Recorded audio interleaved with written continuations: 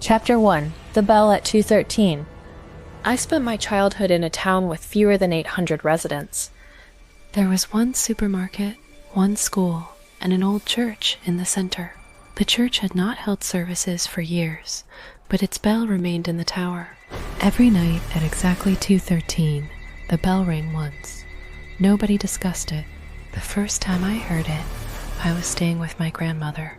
She immediately switched off every light and told me to move away from the windows. I asked what the bell meant. She said it meant somebody was walking through town who should not be seen. I assumed she was trying to frighten me into staying inside. Years later, when I was 17, several friends and I decided to wait near the church after midnight. At 2:13, the bell rang. Every light in town went out. A man appeared at the far end of the main road. He wore a long, dark coat and walked slowly down the center of the street. He stopped at every house, climbed the front steps, and placed his hand against the door. He never knocked. When he reached the church, my friends ran. I stayed hidden behind a low wall. The man walked towards my hiding place and looked up at the bell. Then he turned towards my hiding place. I could not see his face, but he raised one hand and pointed at me. The church bell rang a second time.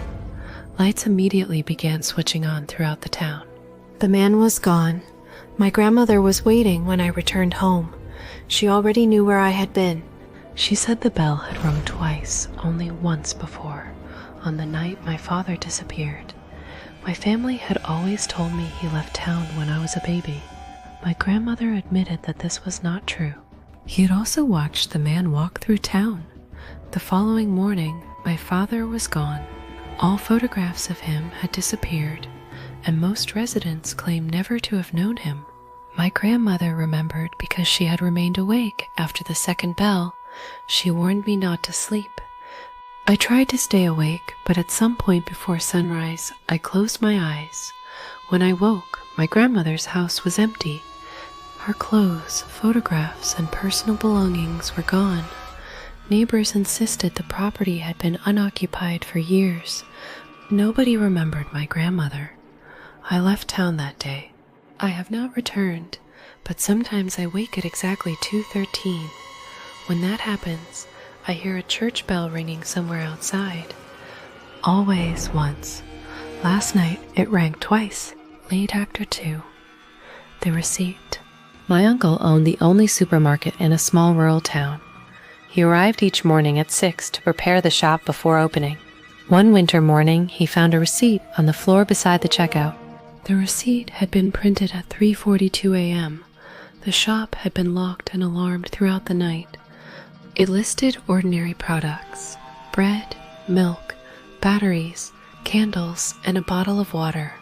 The final item was labeled 1 day, price 0. My uncle checked the security system. No doors had opened, and no alarms had activated. He assumed the receipt was a technical error. The following morning, another appeared. It contained the same products, but the quantity of candles had increased from 1 to 2. The receipt continued appearing each morning. Every day, the number of candles increased by 1. On the 6th day, my uncle stayed inside the supermarket overnight. At 3:42, the checkout switched on by itself. Items began appearing on the conveyor belt: bread, butcher, milk, batteries. 7 candles. No person was placing them there. The scanner beeped as each item passed over it by itself. Then the printer produced a receipt. The final line no longer said 1 day. It said tomorrow. My uncle closed the shop and contacted the police. Officers searched the building but found nobody. They suggested an electrical malfunction, although they could not explain the moving products. That afternoon, a severe snowstorm blocked every road leading out of town. The electricity failed shortly after sunset. Residents came to the supermarket for supplies, but it was closed. My uncle had followed police instructions and left the building untouched. By morning, an elderly resident had died after her heating stopped. My uncle reopened the shop and discovered another receipt. It listed everything the woman's family had needed the night before: bread, milk, batteries, 8 candles, a bottle of water. The final item was her full name.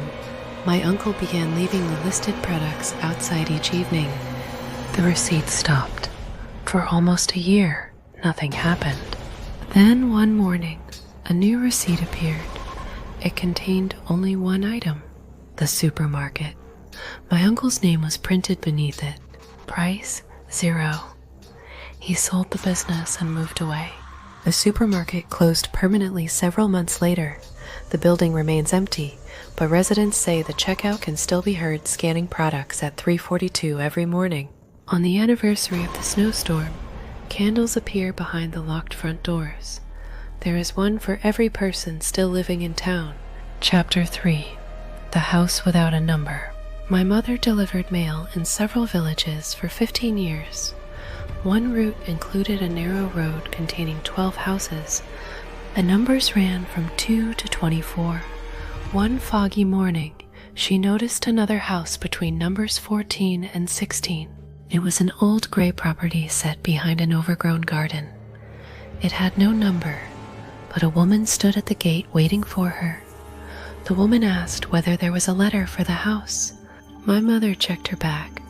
There was an envelope she did not remember sorting. It had no address. Only my mother's name was written on the front. The woman told her not to open it until she reached home. My mother refused to accept the letter and returned it to her bag. When she looked up, the woman and house were gone. Number 14 stood directly beside number 16. My mother reported what happened to her supervisor. He assumed she had become disoriented in the fog. The following week, another unaddressed envelope appeared in her bag. Inside was a short message: "Please deliver the first letter." The original envelope was no longer there. For several months, nothing else happened. Then, during another foggy morning, the gray house returned. This time, a young boy waited at the gate. He handed my mother a stack of letters addressed to people throughout the village. Many recipients were dead. Others had moved away decades earlier. One envelope was addressed to my mother. She opened it. The letter was written in her handwriting. It described the exact conversation she was having with the boy. The final sentence said, "Do not look at the upstairs window." My mother looked. A woman stood behind the glass. She was older than the woman from the first visit, but my mother recognized her. It was herself. The woman upstairs pressed one hand against the window and shook her head. My mother dropped the letters and drove away. She retired shortly afterwards. Years later, I took the same road while visiting the area. Between numbers 14 and 16 was an empty piece of land. At the center stood a rusted mailbox. Inside was an envelope bearing my name. I did not open it. I left it in the mailbox and drove away. The next morning, it was waiting on my kitchen table. The message inside contained only one sentence: "Your mother eventually looked through the upstairs window again."